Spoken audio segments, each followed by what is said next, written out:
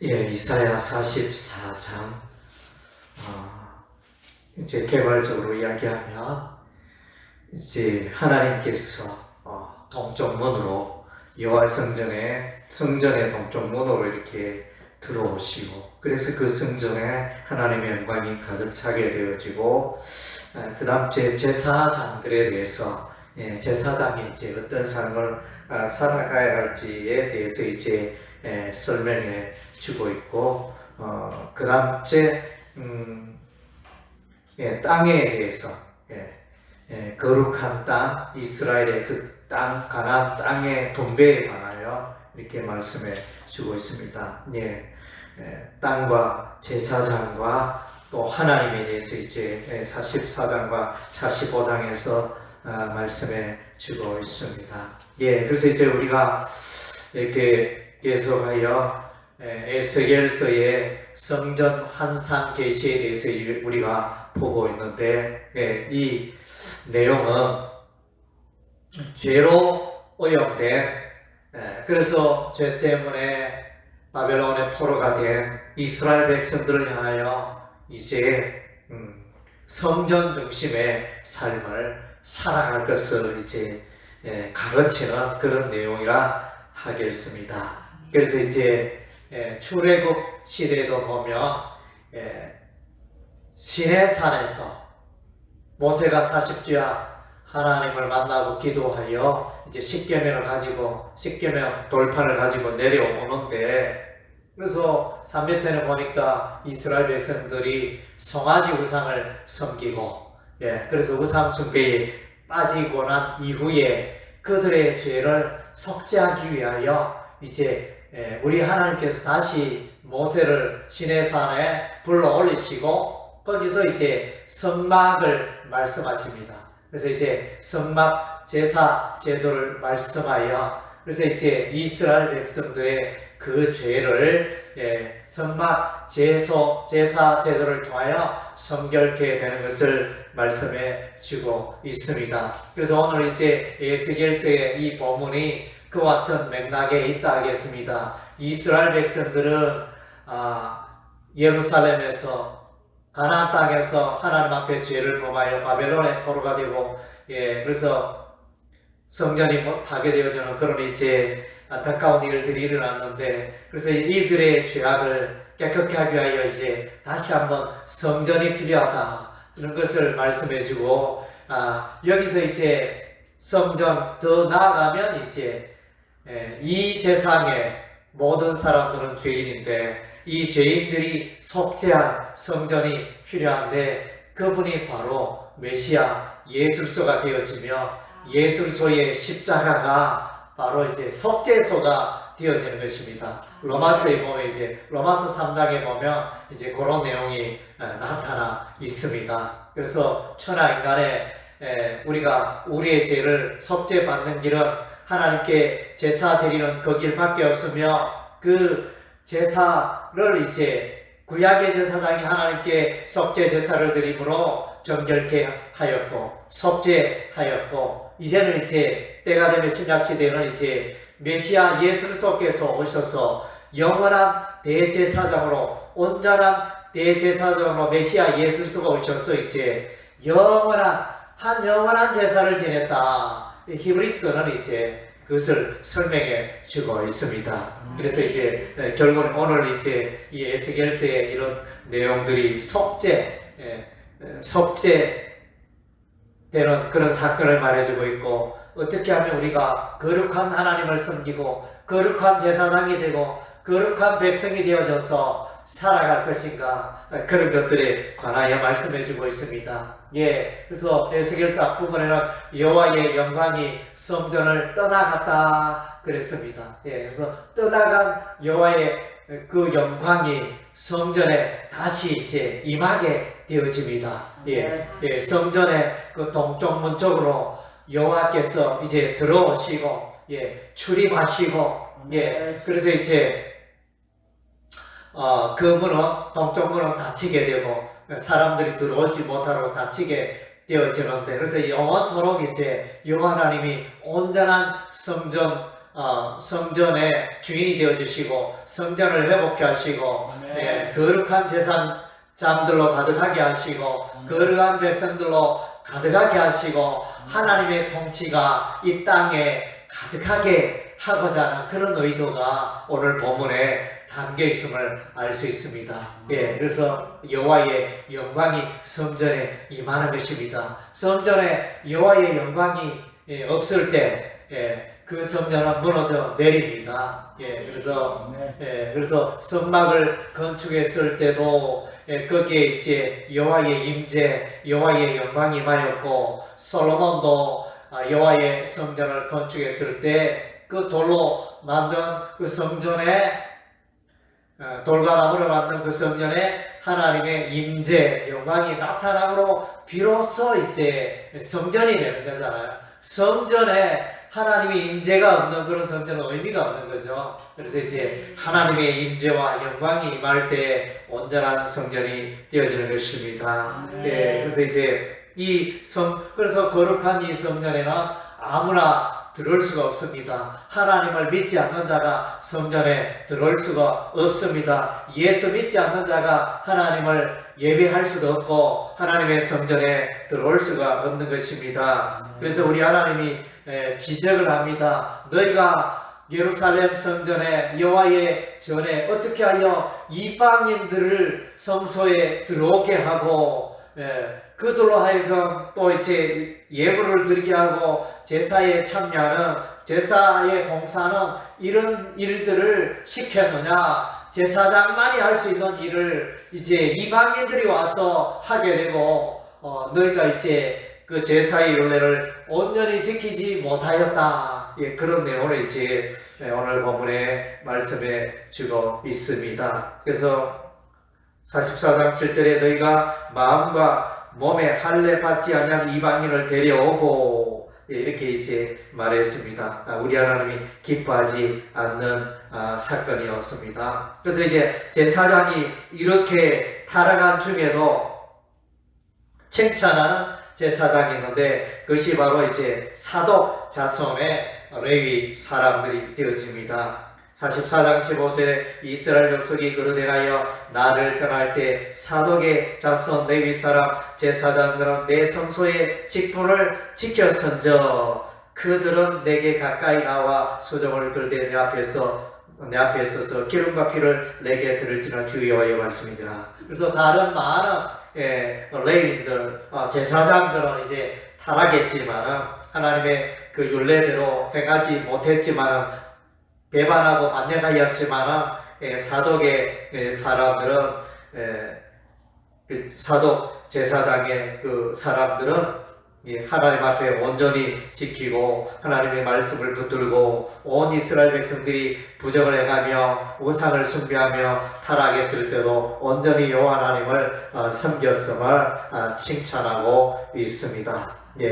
그리고 이제 오늘 우리가 이제 그와 같은 사람이 되어야 할 줄로 믿습니다. 온 세상 사람들이 하나님을 떠나고 온 세상 사람들이 예수를 비난하고 온 세상 사람들이 하나님의 말씀을 경홀히 여길 때 우리는 끝까지 하나님의 말씀을 귀하게 여기고 하나님의 말씀을 또 읽고 순종하고 또 하나님의 이름을 높이는 거룩한 하나님의 백성이 되어야 할 줄로 믿습니다. 아멘. 그래서 이제 제사장은 하나님께서 이제 레위 지파 중에 특별히 택하여 아론의 그 족속 중에 하나님을 섬기게 했는데, 그래서 이제 거룩한 그런 이제 하나님의 백성을 대표하는 인물이 제사장이 되어지는데, 그래서 이제 오늘날에는 이제 우리가 제사장입니다. 목사가 제사장이 아니고, 오늘 물론 이제 목사가 그런 제사장의 역할도 하지만 오늘날에는 이제 모든 성도들이 믿는 자들이 하나님 앞에 제사장이라는 것입니다. 그래서 이제 오늘 우리가 에스겔서 44장에 읽는 이 내용이 구약 시대의 제사장에게 하는 하나님의 말씀이지만 오늘 우리에게 하시는 하나님의 말씀을 우리가 받아야 할 필요가 있습니다. 먼저는 이제 제사장의 직분을 이렇게 거룩하고 귀한 직분이니까 이 직분을 잘 감당하고 소홀히 여기지 말고 하나님을 섬겨야 할 것이다. 이것을 이제 말씀해주고 있습니다. 그리고 이제 거룩한 옷을 입고 제사장이 입는 특별한 옷이 있습니다. 성소에 나아갈 때 입고 들어가는 그 이제 옷. 그래서 19절에 44장 19절에 보니까 그래서 양 17절에 있네요. 성전 안에서 소정들 때는 양털 옷을 입지 말고 가는 베옷을 입어라. 그래서 이제 옷도 아무것도 이렇게 입어서는 안 되고 양털 옷을 입으면 땀이 나기 때문에 시원한 베옷을 입고 제사장의 직무를 잘 감당하도록 그렇게 명령해주고 있습니다. 그리고 이제 제사의 일을 마치고는 그 옷을 갈아입고 그래서 이제 반드시 옷을 구비라는 이것을 설명해주고 있습니다. 우리는 예수 믿는 순간에 우리가 의의 옷을 입었습니다. 거룩한 옷입니다. 그래서 우리가 이제 의의 백성답게 우리가 세상과 구별되어 그렇게 살아가야 할 줄로 믿습니다. 그리고 이제 머리카락에 대해서 머리털에 대해서 20절에 머리털을 완전히 빡빡 밀지도 않고 또 머리카락을 길게 자라게 하지도 말고 적당하게 입안하여 그렇게 하나님을 섬기도록 그렇게 말씀해주고 있습니다. 머리카락 관리를 잘하고 그 다음째 포도주 술을 마시지 말라. 그래서 성소에 이럴 때 21절에 아무 제사장이든지 안뜰에 들어갈 때는 포도주를 마시지 말 것이며 우리가 이제 보면 아론의 그 아들 나답과 아비후가 성전에 일을 할 때 그래서 다른 불을 성전에 지정한 불을 들이지 않고 다른 불을 들이다가 이렇게 죽임을 당하잖아요. 죽임을 당하는 그런 일들이 있었는데 그래서 왜 그런 일이 일어나느냐. 그래서 신학자들이 해석하기를 그 배경을 볼 때 그 뒤에 부분에 술에 관한 규례들이 나오기 때문에 아마 이렇게 술을 먹어서 술에 취하여 하나님 앞에 섰지 않나 이렇게 해석을 합니다. 그래서 이제 제사장은 술 취하지 말라 이렇게 술 먹고 포도주를 마시고 성서 일을 하지 말라 그렇게 말해주고 있습니다. 그리고 결혼할 때는 과부나 이혼한 여인에게 장가들지 말고 이스라엘 족속의 처녀나 제사장의 과부에게 결혼하라 이런 내용을 말해주고 백성에게 거룩한 것과 속된 것의 구별을 가르치라 이런 내용을 말해주며 또 죽은 시체를 가까이 하지 말라 너희 몸을 더럽히지 말라 이런 내용들 결국 이제 의복과 머리카락과 술과 결혼과 또 죽은 시체 이런 모든 것은 거룩한 삶과 관련된 것입니다. 그래서 제사장은 살아갈 때 늘 생활 속에 거룩함을 추구했다는 것입니다. 오늘 우리도 이제 동일하게 우리가 거룩한 하나님의 백성 되었습니다. 그래서 우리의 말과 우리의 행실과 우리의 생각이 하나님 앞에 이렇게 합당한 삶이 되어야 하는 것입니다. 그래서 시편 기자는 고백하기를 하나님이여 내 입술에 파수꾼을 세우소서 이렇게 말할 정도로 정말로 나의 내 입에서 흘러나가는 말이 다 하나님 앞에 부끄러움 없는 그런 말들이 되어야 할 것을 거룩한 언어 사용에 대해서 이제 말씀해 주고 있습니다. 그래서 우리 하나님은 내가 거룩하니 너희도 거룩할지어다. 우리 하나님이 이제 그렇게 말씀하셨습니다. 44장 28절에 제사장의 기업은 하나님이시라. 하나님이 기업이 되신다 그랬습니다. 하나님의 백성은 이제 하나님이 우리의 기업이 된 줄로 믿습니다. 세상 사람들은 이 땅이 전부이고 세상 사람도 소망이 없기 때문에 이 땅에 살아가는 동안 더 많은 재물을 쌓고 이렇게 열심히 인생을 살아가지만 우리 하나님의 백성들은 지나친 부를 쌓는 것은 사실 어떻게 보면 하나님 기뻐하는 일이 아닐 수도 있습니다. 그래서 이 하나님의 백성들은 그리스도인들은 필요한 재물들이 있지만 이제 나에게 풍성한 재물이 있다면 베풀고 나누고 섬기고 그 재물을 하나님을 위하여 교회를 위하여 섬기고 하는 그런 일에 사용하여야 할 줄로 믿습니다. 그래서 이제 사실은 우리가 이렇게 보면 우리가 살아가는데 많은 것들이 필요 없습니다. 오늘날에는 물론 이제 이렇게 문화 수준이 생활 수준이 높아져가지고 비교가 되니까 지나치게 많은 것을 소유하고 그러다 보니까 지나치게 많은 그 눈높이 때문에 너무나 세상 살이가 힘들고 허덕이고 그래서 이제 서울에 집 한 채 마련하려면 이게 뭐 그야말로 20년 동안 직장 생활 해가지고 수백만 원을 이렇게 매일 막 저축해야 되는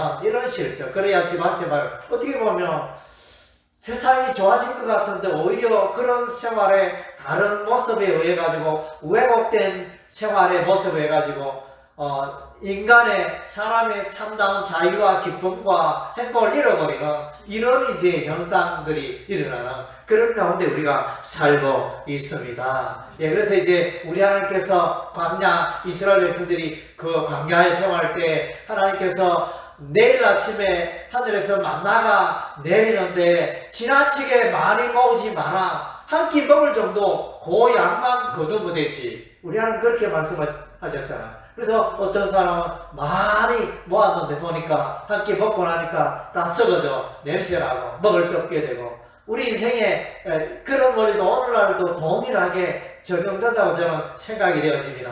지나치게 많은 부들은 정말로 그것들이 나를 행복하게 하기보다는 또 나를 불행하게 하는 그런 청력으로 몰아가지 않는가. 그래서 이제 우리가 통계적으로 로또에 이렇게 당첨된 사람들의 그 근황들을 쭉 통계적으로 보니까 오히려 로또 당첨되기 전에 더 행복하게 살았는데 당첨되고 나서 더 불행하고 더 가족이 이렇게 찢어지고 친척이 찢어지고 원수가 되고 돈 때문에 더 불행하게 되는 이런 통계가 나와 있지 않습니까? 그래서 이제 그것이 참 이렇게 살아가는 원리인 것 같습니다. 그래서 하나님께서 우리의 기업이 되니까 우리가 세상 사람들이 부를 많이 모으는 그것을 우리가 사모하고 나도 10억을 벌고 나도 100억을 벌고 나도 1000억 1조의 부자가 되어야겠다. 그런 목표도 우리가 사실은 세울 필요가 없습니다. 그래서 하나님 주시는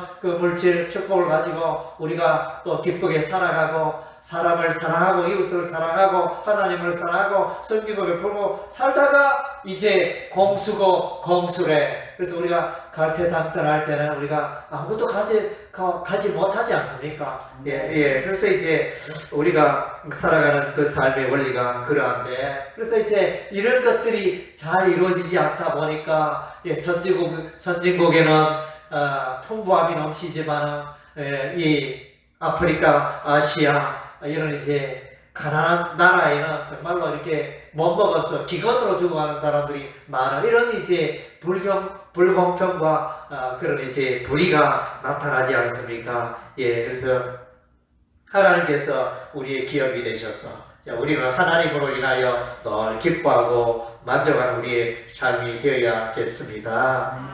아멘. 그리고 이제 45장에는 땅에 대해서 말하고 있습니다. 땅에 대해서 먼저 하나님이 거하시는 땅을 구분하고 성전의 그 땅을 말하고 있고, 그 다음에 그 성전의 넓은 구역 안에 성소, 지성소가 있는 구역을 말해주고 있고, 그 다음에 그 성전의 인근에 주변에 제사장들이 거하는 그런 땅을 말해주고 있고, 그 다음에 또 레위 지파 주변에 제사장을 섬기는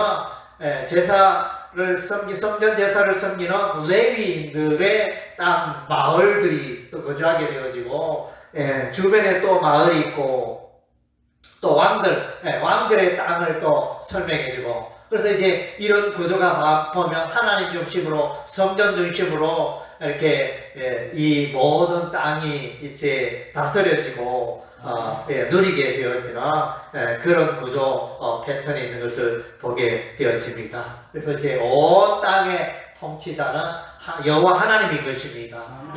하나님은 어디에나 계시고 온 세상의 주인은 여호와 하나님인 것입니다. 그래서 이제 우리 하나님이 계시지 않는 것이 어디에도 있지 않는 것입니다. 그래서 이제 정말로 우리는 늘 하나님을 나의 왕으로 삼고 하나님 앞에서 살아가고 하나님께서 주신 물질에 우리가 감사하고 하나님께 영광 돌리고 특별히 우리의 삶이 하나님 앞에 성결한가 나의 삶이 하나님 앞에 성결한가 우리의 삶을 늘 돌아봐야 할 것입니다.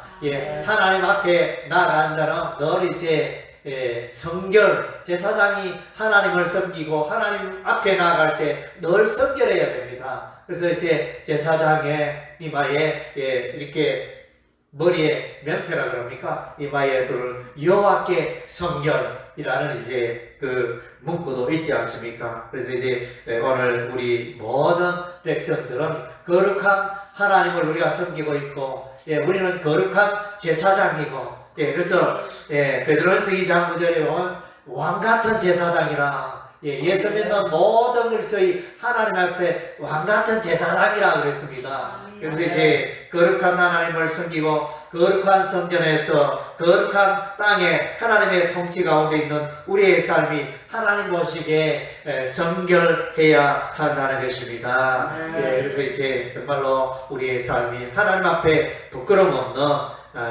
그런 은행 가운데 또 삶 가운데 나아갈 수 있도록 우리가 늘 힘써야 할 줄로 믿습니다. 아멘.